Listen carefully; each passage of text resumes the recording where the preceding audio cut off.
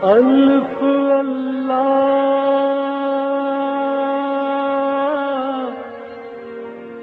چمبے دل بوٹی میرے من وچ مرشد لائی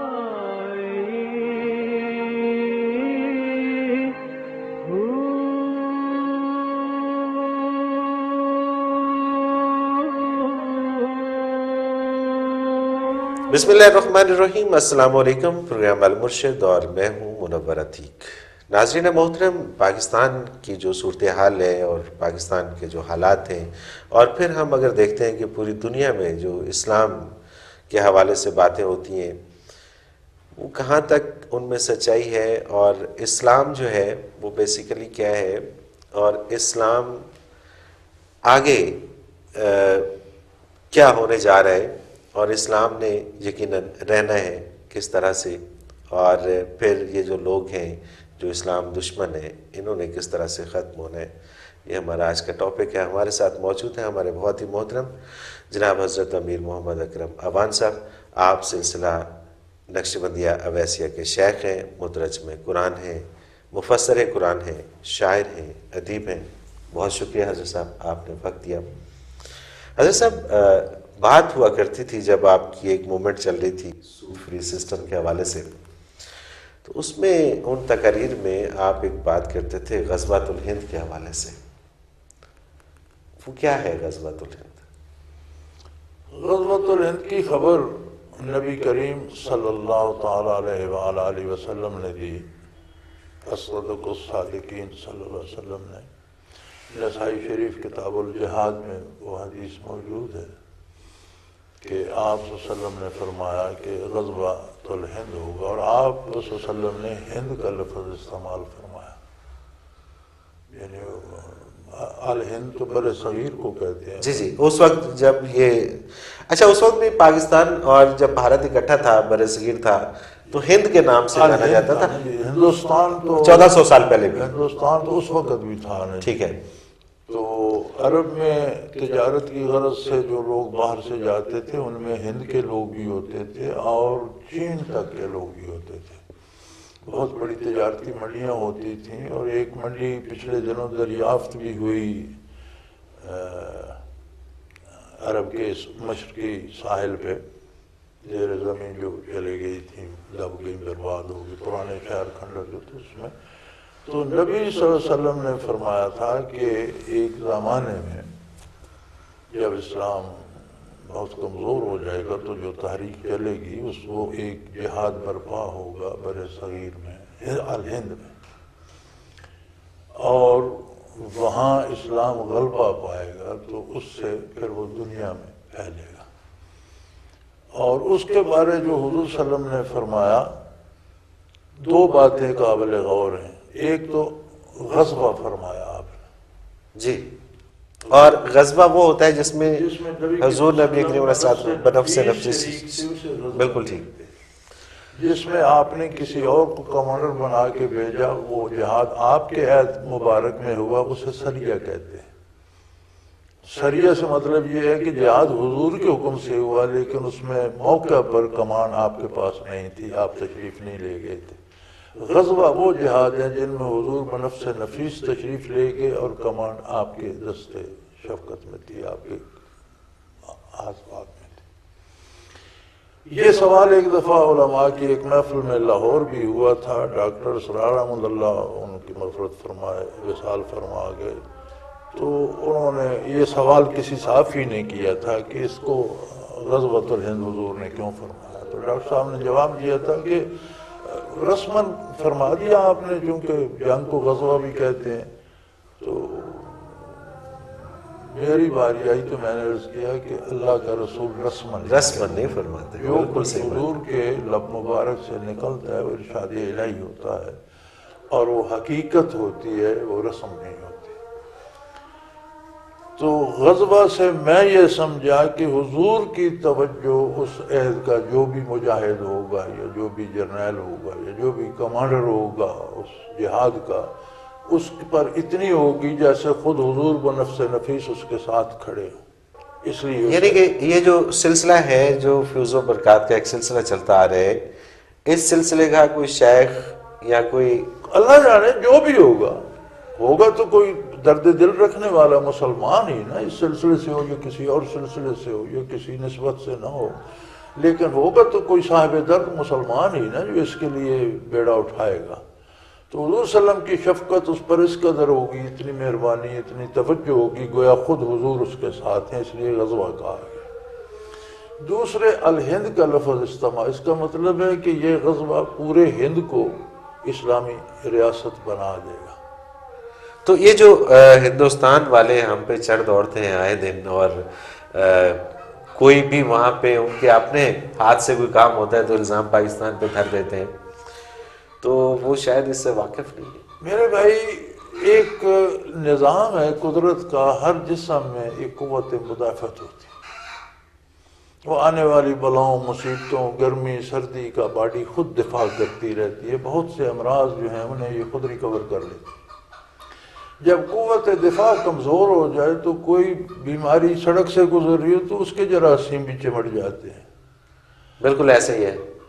تو ہمارا حال وہ ہے کہ ہم مرد ناتواں ہیں، تو جہاں سے کوئی طوفان اٹھتا ہے وہ ہمارے گھر کو دیکھتا ہے کہ یار یہ کمزور ہے، اسے دبا لو. اللہ جب ہمیں قوت دے گا تو وہ قوت دفاع، اب دیکھیں نا اسلام میں آپ کو سکھانا چاہتا ہوں تو تب میں سکھا پاؤں گا کہ مجھے خود سارا آتا ہو. مجھے آتا نہ ہو تو میں آپ کو کیا سکھاؤں گا. بالکل ایسے ہی ہے. ابھی جو صورتحال ہے پاکستان کے اندرونی جو معاملات ہیں، اور پھر پاکستان پر جو بیرونی پریشرز ہیں، اور پھر انڈیا کے ساتھ جو تعلقات ہیں ہمارے، اور جس طرح سے آئے روز وہ خلاف ورزیاں ہوتی ہیں لائن آف کنٹرول کی، صورتحال بنتی جا رہی ہے کہ میرے بھائی پاکستان پر کوئی بیرونی پریشر نہیں ہے. یہ اپنے اندر کے حالات سے خوف زدہ اندر کی کمزوریاں ہیں، پاکستان کے اندر کی کمزوریاں ہیں.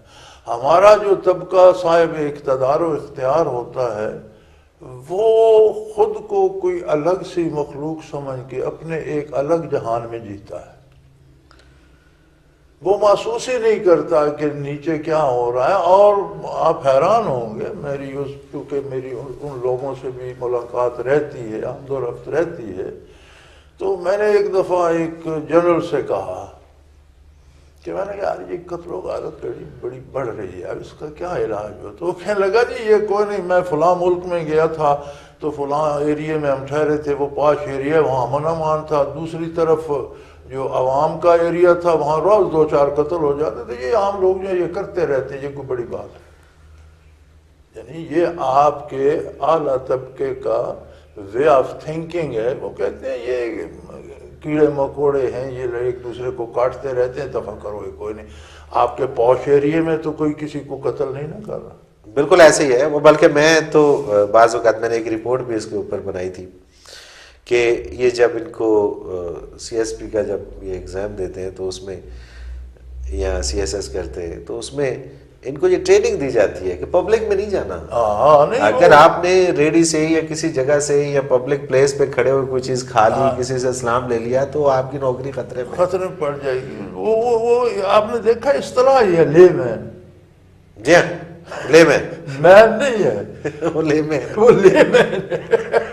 بالکل صحیح بات ہے. لے مین کا ترجمہ آپ کیڑا مکوڑا ہی کر سکتے ہیں اگر عرف میں کریں تو. ظاہر ہے. لفظی کریں تو اور بات ہے، عرف میں کریں تو کیڑا مکوڑا ہی ہوگا. تو یہ ایک خود کو ایک الگ جہان کی مخلوق سمجھ کر اس میں بستے ہیں. اگر یہ خود کو بھی عام آدمی سمجھ کر اس لیول پہ آئیں تو پھر انہیں احساس ہو کہ تکالیف کہاں ہیں، دکھ کہاں ہے، درد کہاں ہے، اس کا علاج کیا ہے، اس کا کرنا چاہیے. یہ تو تب محسوس ہوتا ہے نا جب ایک غریب کا بچہ بغیر دوا کے مر جائے تو بڑے آدمی کو لگے کہ میرا بچہ مر گیا. بالکل ایسے ہی. تو پھر اسے دکھ ہو کہ یار. اچھا جیسا یہ جس طرف آپ اشارہ کر رہے ہیں، یہ تو وہ لوگ ہیں کہ جب بھی کوئی مصیبت کی گھڑی آتی ہے تو یہ بھاگ جاتے ہیں. یہ لوگ پھر پاکستان میں نہیں رہتے، یہ پھر ان کے پہلے ہی یہ ٹرانسفر کر چکے ہوتے ہیں اپنے پیسے پوسے، اور خود بھی انہوں نے ایک بیگ ہی اٹھانا ہوتا ہے. تو اس طرح تو پھر عوام کی بڑی ذمہ داری بنتی ہے کہ وہ لوگ جو ہیں کہ جنہوں نے باقی رہ جانا ہے، یہ تو پھر یہ سعادت بھی پھر انہی کو نصیب ہوگی. بچے مجھے دیکھیں، یہ سعادت تو جس خوش نصیب کو نصیب ہوگی اللہ ہی بہتر جانتا ہے کس طبقے سے ہوگا، اور اللہ قادر ہے، وہ فرعون کے گھر موسیٰ پال لیتا ہے، اسے کون روک سکتا ہے، وہ قادر ہے، وہ کسی کو توفیق دے دے گا، لیکن ہوگا کوئی صاحب دردی، سنگ دل لوگ یہ کام نہیں کرتے. حقیقت یہ ہے کہ جب تک یہ ہمارا ذہن صاف نہ ہو کہ ہم بھی انسان ہیں، ہم بھی کھانے سونے پینے کے محتاج ہیں، ہم کوئی فرشتے نہیں بن گئے یا کوئی مافوق الفطرت مخلوق نہیں بن گئی، اور اللہ نے جن لوگوں کی ہمیں ذمہ داری دی ہے، ہمارا پہلا کام اپنے آپ کو موٹا کرنا نہیں ہے بلکہ ان کی دیکھ بھال کرنا ہم پر مقدم ہے. اور اگر یہ سوچا جائے گی یہ تو بیوقوف ہے یار، 5 سال بعد پھر انہیں نعرہ لگا کر پیچھے لگا لیں گے اور کوئی نہیں پھر بن جائیں گے. اور یہ ویسے ان کی سوچ کسی حد تک ٹھیک ہے کہ ہوتا ہے ایسے ہی ہے، ہوتا ہے صحیح ہے کہ 5 سال کے بعد پھر وہ نعرے لگاتے ہیں اور پھر ان کے ساتھ دیکھ لینا. میں ابھی آپ ادھر یہ سیٹ بنا رہے تھے، میرے پاس کو فوجی افسر بیٹھے تھے، آپ ادھر آئے تو آپ کے بعد وہ آ گئے، تو یہی بات چل پڑی، وہ یہ ہو رہا ہے، مطالبہ ہو رہے ہیں، مذاکرات ہو رہے ہیں، کہ یہ سارا مذاق ہے. سیدھا سا اصول ہے قرآن کریم کا کہ اگر 2 طبقوں میں جھگڑا، 2 مسلمان گروپوں میں جھگڑا ہو جائے، فاصلحوا بین اخویکم، یعنی دونوں آپ کے بھائی ہیں، مسلمان ہیں، ان میں صلح کرو. لیکن ان میں سے اگر کوئی صلح پہ نہیں آتا اور زیادتی کرتا ہے تو اس کے ساتھ جہاد کرو تاکہ کہ وہ توبہ کرے.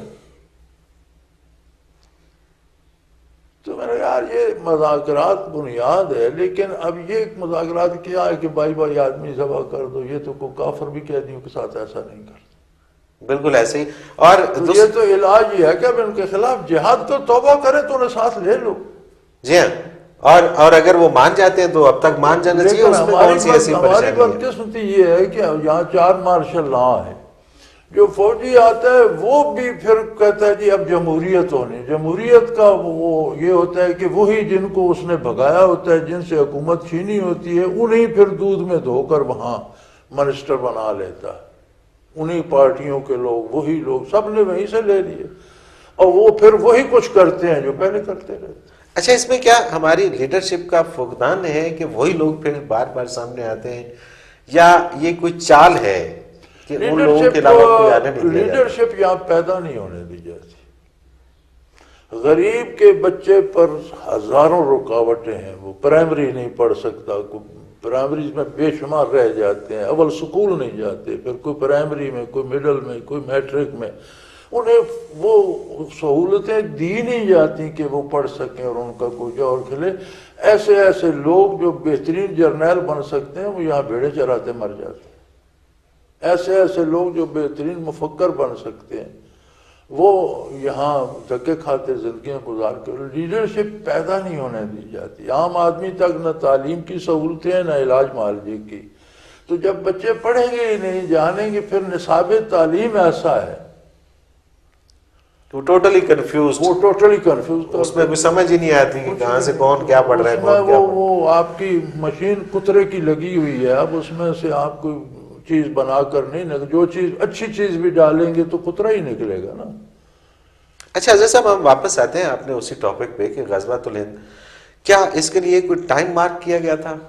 جی، غزوۃ الہند کے حوالے سے نہیں، ٹائم مارک کیا گیا تھا؟ ٹائم مارک نہیں دیا گیا، ٹائم مارک نہیں دیے گیا. اور یہ عجیب بات ہے کہ حضور کے صحابہ نے بھی حسرت کی. ابو ہریرہ رضی اللہ عنہ فرمایا کرتے تھے کہ کاش میرے زمانے میں مجھے موقع نصیب ہو جائے، اور اگر میں مارا جاؤں تو بلا حساب جنت میں جاؤں، اور اگر زندہ رہوں تو مجھے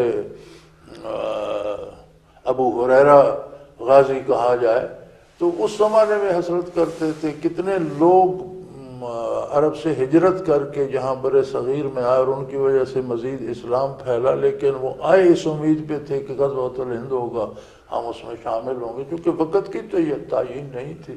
اور کتنے لوگ اب یہ حسرت لیے دنیا سے جا رہے ہیں جو دعائیں کرتے تھے کہ اللہ حضرت الہند میں شرکت کی سعادت نصیب فرما. میں بے شمار لوگوں کو جانتا ہوں جو اس درد کے ساتھ دنیا سے اٹھ گئے، اور میں یہ سمجھتا ہوں کہ اللہ انہیں اس کا بہتر اجر دے گا اور انہیں کوئی نہ کوئی ثمرہ غزوۃ الہند سے بھی مل ہی جائے گا.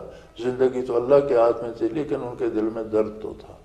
اچھا جیسے بہت ساری چیزیں ایسی ہوتی ہیں کہ جس کو مصلحت کے تحت ایک سائڈ پہ رکھ دیا جاتا ہے. یہ جو احادیث مبارکہ ہے اس کو بھی کسی مصلحت کے تحت بیان نہیں کیا جاتا.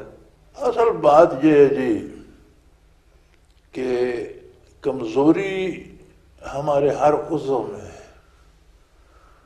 قوم کے اعضاء ہوتے ہیں، سیاستدان بھی، حکمران بھی، اپوزیشن بھی، استاد بھی، علماء بھی، مشائخ بھی، یہ سارے قوم کے اعضاء ہیں. اعضاء رئیسہ جسے باڈی کے ہوتے ہیں اسی طرح قوم کے اعضاء رئیسہ ہوتے ہیں. تو کمزوری برخوردار ہر طرف آ گئی ہے. علماء میں بھی اب وہ جرأت رندانہ نہیں ہے، اور مشائخ میں تو میرے خیال میں بہت ہی کم کوئی خوش نصیب رہ گئے ہوں. ہر کوئی اپنی وقت گزارنے اور موج میلے میں پڑا ہوا ہے. پیسے آ گئے، گاڑیاں آ گئیں، حکومت نے پوچھ لیا کوئی ممبر. آپ دیکھ لیں اب جو ہمارے پیر خانے ہیں وہ بھی کوشش کر رہے ہیں کہ ہم اسمبلی میں پہنچ جائیں، اور علماء کا بھی یہی زور ہے کہ ہمیں اسلام. جی ہاں، بہت ساری اسلامی تنظیمیں بنتی ہیں اور الٹیمیٹلی پتہ چلتا ہے کہ جی وہ ان کا مقصد جو ہے وہ صرف اسمبلی میں پہنچے. حضرت صاحب اس پہ مزید گفتگو ہماری جاری ہے. ناظرین محترم، ایک مختصر سا کمرشل بریک، اس کے بعد حاضر ہوتے ہیں. ہمارے ساتھ رہیے گا.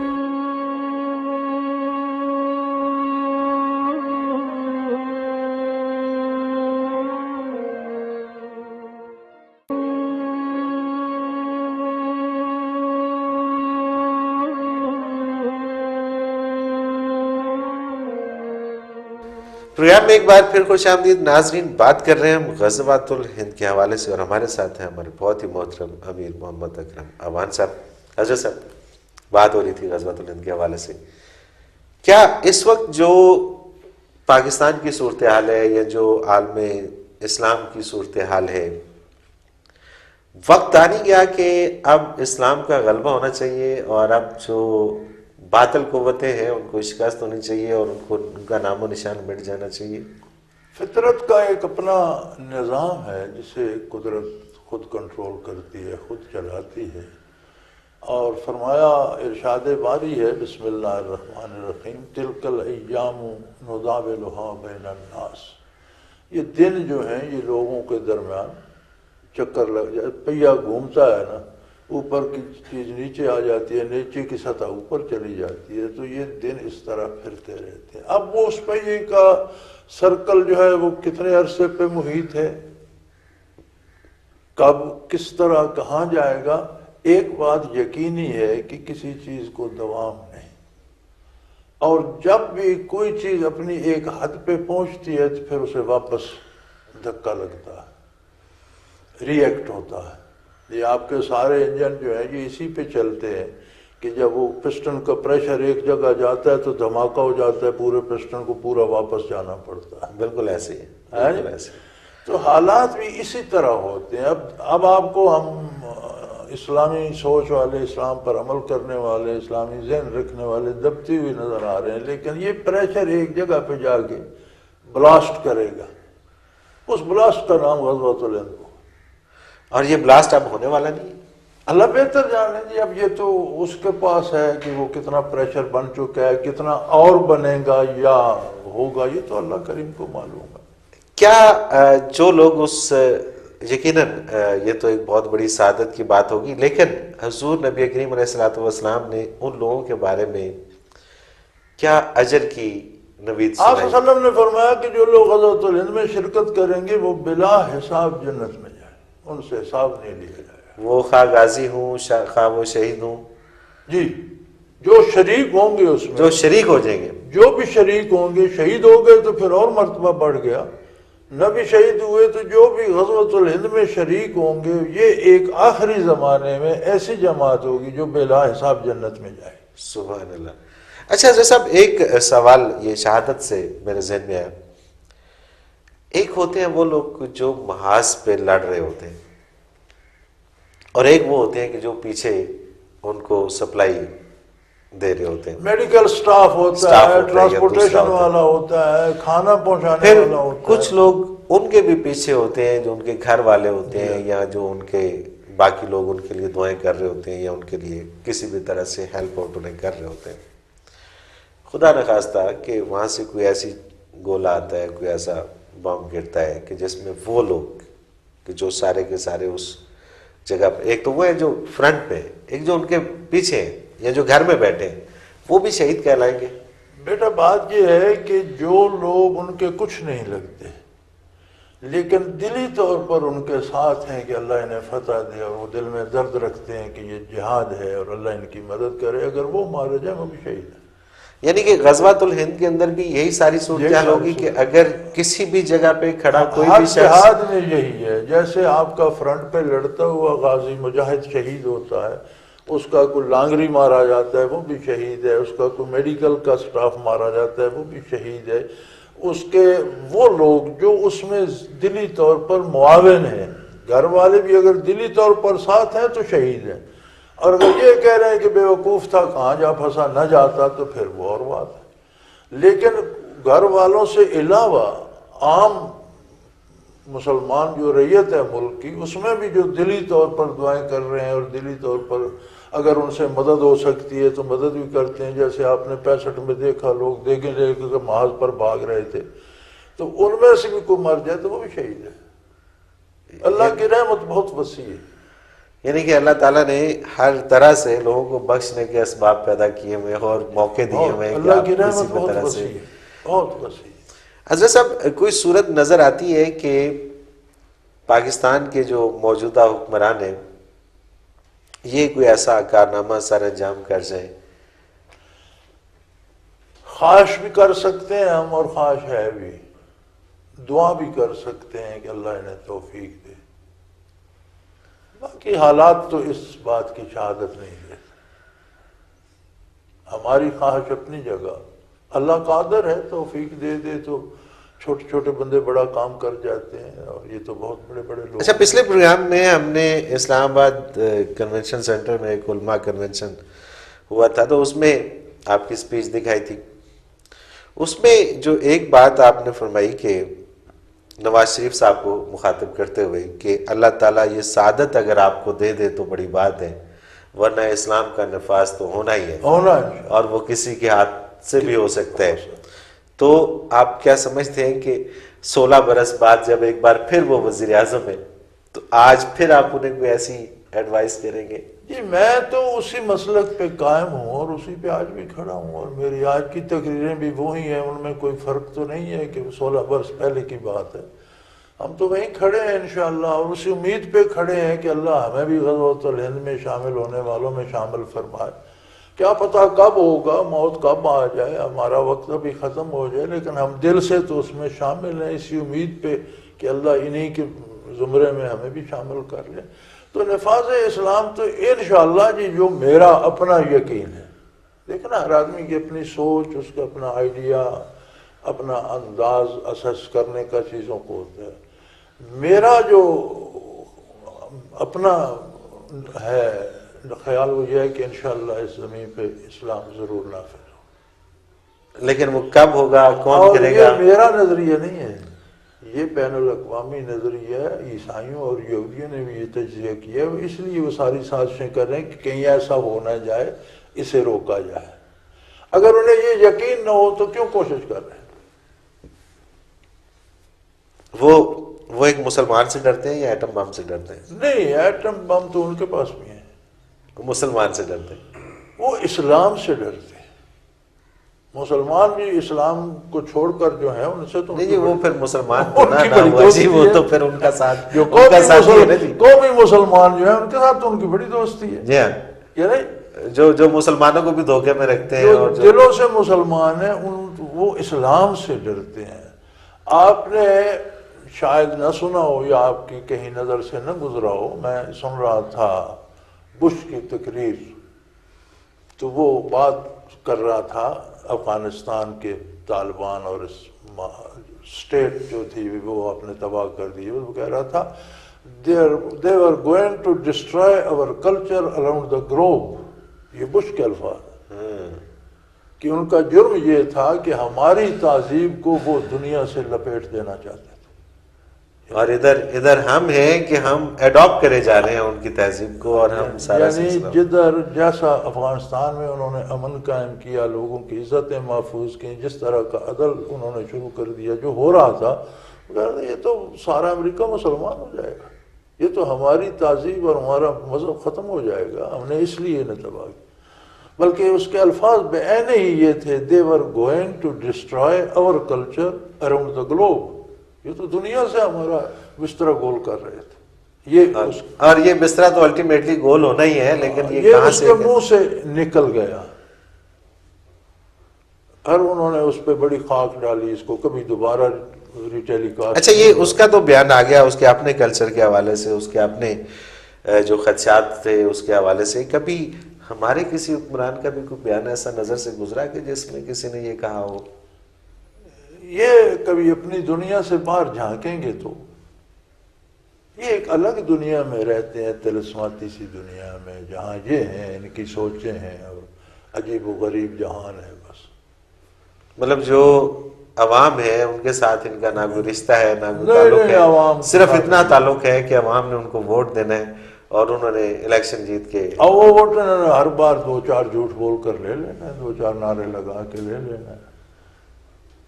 اچھا، اس میں بہت ساری چیزیں ایسی ہیں کہ جس میں ہمیں یہ نظر آتا ہے کہ جتنی میری عمر ہے کم از کم، میں اپنی عمر کے حساب سے اور اپنے تجربے کے حساب سے بات کرتا ہوں کہ وہی نعرے ہوتے ہیں، وہی سارے وعدے ہوتے ہیں ہر دفعہ، اس میں کوئی تبدیلی لفظوں کی بھی نہیں ہوتی، پھر عوام یقین کر لیتی ہے۔ ہماری بد نصیبی یہ ہے کہ ہم میں علم نہیں ہے۔ جب علم نہ ہو تو ارد گرد کی دنیا نظر نہیں آتی، دنیا آنکھوں سے نہیں دکھتی، دنیا جاننے سے دکھتی۔ آنکھوں سے تو ہر چمکدار چیز کو شاید آپ بہت اچھا سمجھ لیں، سانپ بھی بڑا خوبصورت ہوتا ہے، ہر چیز کی حقیقت محض آنکھوں سے معلوم نہیں ہوتی جب تک علم نہ ہو، نالج نہ ہو، معلومات نہ ہو۔ ہماری پاس نالج نہیں ہے، علم نہیں ہے، نہ بڑی مصیبت یہ ہے کہ ہم نہ دین پڑھتے ہیں نہ دنیاوی علوم پڑھتے ہیں، حالانکہ دونوں ضروری ہیں۔ نبی کریم صلی اللہ علیہ وسلم نے علم کی تعریف ہی یہ کی ہے کہ دین اور دنیا کے علوم ملا کر اسے علم کہتے ہیں، تو یہ ضروری ہے۔ لیکن جب تعلیم کی کمی ہوگی تو پھر سوچ اتنی محدود ہو جاتی ہے کہ میں نے یہاں عام آدمیوں کا جو میرا اندازہ ہے، پبلک سے جو میں نے سمجھا ہے، وہ یہ ہے کہ ایک آدمی کے جتنی 3 پشتیں یا 4 پشتیں وہ جانتے ہیں ان میں سے کوئی تھانے نہیں ہے، لیکن ووٹ دیتے وقت وہ سوچے گا اگر مجھے کل تھانے جانا پڑ گیا تو میری سفارش کون کرے گا؟ یہ بندہ تو بڑا شریف ہے، یہ تو میرے لیے جھوٹ نہیں بولے گا، یہ تو میری جگہ رشوت نہیں دے گا، یہ غلط سفارش نہیں، یہ بڑا غنڈہ ہے، اس کو دو، یہ تھانے کا کام کرے گا۔ یعنی یہ اب یار تیری حالانکہ وہ یہ نہیں سوچ رہا ہوتا کہ تھانے اس گنڈے کی وجہ سے ہی جانا پڑے گا اس کو ووٹ، اور 3 پشتیں تیری تھانے نہیں گئی، تجھے تھانے کیوں جانا ہے؟ حضرت صاحب کبھی چونکہ آپ اب کا یہ سوچ جب ہوگی جی تو پھر نظر انتخاب ہی نہیں بن جائے گی۔ یہ وہ بیسک سوچ ہے جسے شاید کوئی مفکر سمجھنے کی کوشش نہیں کرتا، کیونکہ یہ تو جب عام لوگوں میں آپ زمین پہ بیٹھ کے بات کرتے ہیں، ان کے ساتھ دال روٹی کھاتے ہیں، ان کے ساتھ کھلی گپ شپ ہوتی ہے تو یہ باتیں سمجھ آتی ہیں۔ حضرت صاحب ایک آخری سوال کروں گا کہ ماشاءاللہ سے علم بھی ہے آپ کے پاس، استعداد بھی ہے، حالات و واقعات سے پوری طرح سے باخبر بھی ہے، کبھی یہ خیال آیا کہ پاکستان میں حقیقی تبدیلی کے لیے عملی طور پر کوششیں کی جائیں اور یہ جو پورا نظام ہے اس کو چینج کر کے کوئی ایک ایسا نظام دیا جائے کہ جس میں ہر غریب آدمی کو روزگار بھی مل سکے اور روٹی بھی مل سکے؟ ہم عتیق صاحب اسی شعبے میں لگے ہوئے ہیں اور ہماری عمر اسی میں بسر ہو رہی ہے الحمدللہ۔ ہم یہ کوشش کر رہے ہیں کہ ہر بندے کو براہ راست اللہ سے واقف کیا جائے، اللہ کی ذات اور اللہ کے نبی سے اس کا ذاتی، اس کا اپنا نالج اتنا بڑھ جائے کہ وہ خود ان ہستیوں سے واقف ہو کر ان پر مر مٹنا چاہے، پھر وہ سارا اسلام بھی سیکھے گا۔ اور میرا خیال ہے کہ پھر وہ وقت ہوگا کہ جب وہ بلاسٹ کرے گا، اور وہ پھر جب یہ لوگ، یہ جاننے والے لوگ جب کی پوائنٹ پہ جائیں گے تو پھر یہ فیصلے کریں، پھر یہ فیصلے ہوں گے، اور پھر انشاءاللہ تعالیٰ وہ ایک پرامن انقلاب آ کے رہے گا، اور پاکستان کے حالات ضرور سدھریں گے، اور شاید یہی وہ لوگ ہوں گے کہ جن کے حصے میں غزوۃ الہند کی سعادت بھی آئے گی۔ ناظرین محترم، آپ نے گفتگو سنی، اور یقیناً آج کی بھی گفتگو سیر حاصل گفتگو، اور اس میں ایک نئی چیز کا آپ کو یقیناً علم ہوا ہوگا۔ حضرت صاحب بہت شکریہ، آپ نے ہمیں وقت دیا۔ ناظرین محترم، پروگرام کا وقت اپنے اختتام کو پہنچا، منور عتیق کو اجازت دیجیے۔ اللہ